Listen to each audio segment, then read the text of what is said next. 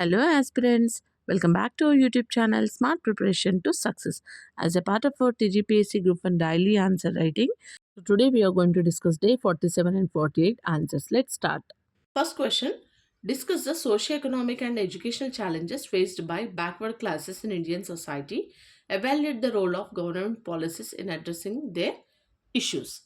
So, backward classes, particularly other backward classes or socially and educationally disadvantaged groups, identified under the Constitution to ensure equality and social justice. Okay, now socio-economic challenges.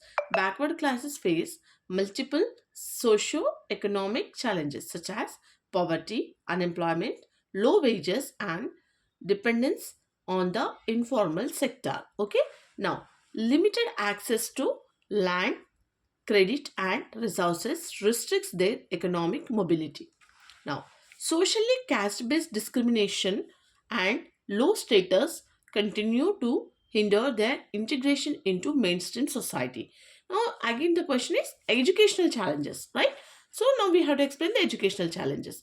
So, educational challenges, they suffer from low literacy rates, high dropout levels, and inadequate access to quality education.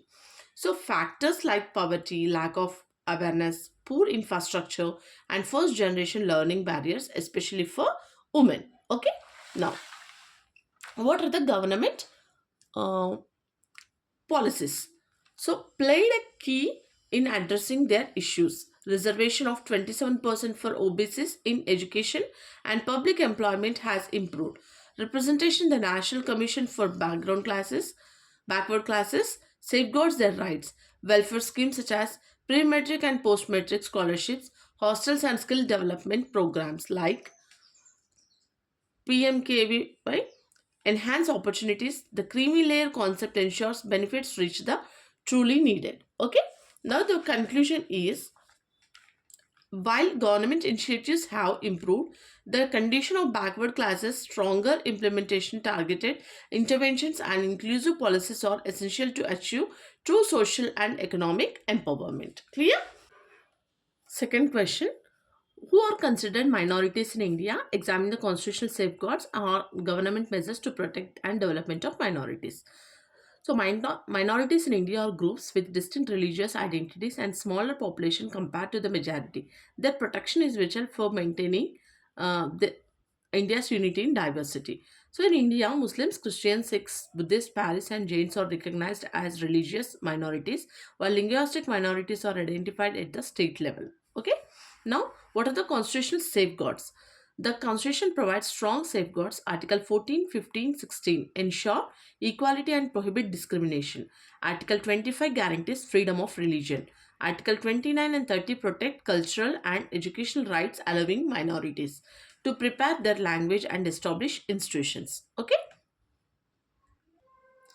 Government measures. So, government measures include the National Commission for Minorities to monitor safeguards. The PM 15-point program focuses on education, employment, and security schemes like pre-metric, post-metric, merit cum means scholarships. The multi-sectoral development program targets infrastructure development in minority concentrated areas. Skill programs like SICO or KAMA enhance employability. Conclusion. India's constitutional and policy framework is robust, but effective implementation, awareness, and inclusive governance are essential to ensure minority empowerment and national integration. Now we are going to discuss day 48 answers. Discuss the status of women in India society in context of constitutional provisions and government initiatives. So critically examine the challenges that still hinder gender equality. Okay. Now the status of women in India has improved significantly due to constitutional safeguards and government initiatives. So yet gender inequality remains a major concern. What are the constitutional provisions? The Constitution guarantees equality. Therefore, Article 14, 15, and 16 ensuring non-discrimination and equal opportunity. Article 15.3 allows special provisions for women, while Article 39D ensures equal pay, equal work. Okay. Now, what are the government initiatives? So, Beti Bachao, Beti Padhao, One Stop Center mission, Shakti integrating women safety and empowerment. PM Ujjwala Yojana and Nari Shakti Vandan Adhiniyam, providing reservation in legislation. Legal protections include Domestic Violence Act 2005, POSH Acts means 2013, sexual harassment. Okay, preventive sexual harassment. In Telangana, schemes like Mahalakshmi scheme, Kalyani Lakshmi, Shadi Mubarak. Okay, now Arogya Lakshmi and She Team enhance safety, mobility, welfare programs like We Have promote women entrepreneurship. Conclusion. While recent policies show strong commitment to women and empowerment, effective implementation, behavioral change, and economic inclusion are crucial for achieving true gender equality. The second question, analyze the major issues faced by children in India, such as malnutrition, child labor, and access to education. Evaluate the effectiveness of government policies and suggest measures for improvement.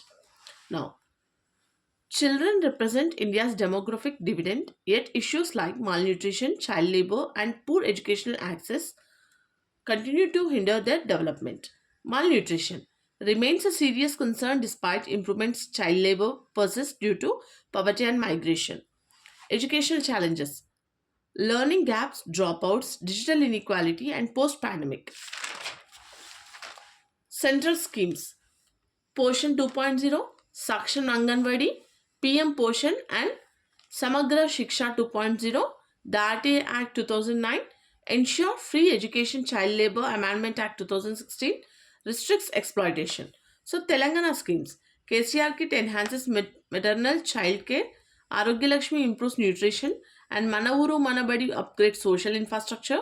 Expansion of Gurukul residential schools enhances access to quality education for marginalized children. So, conclusion, although policy frameworks are strong, better monitoring convergency of schemes for community participation are essential to ensure holistic child development and secures India's future.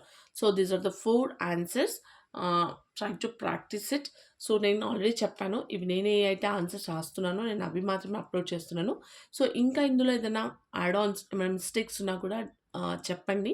Okay, నాకు కూడా చాలా help అవుతుంది. Okay, so మీకేం doubts ఉన్నా కూడా comment చేయండి, డెఫినెట్గా నేను రిప్లై ఇస్తాను. Okay, so for further more videos please like, share and subscribe my channel. Thanks for watching.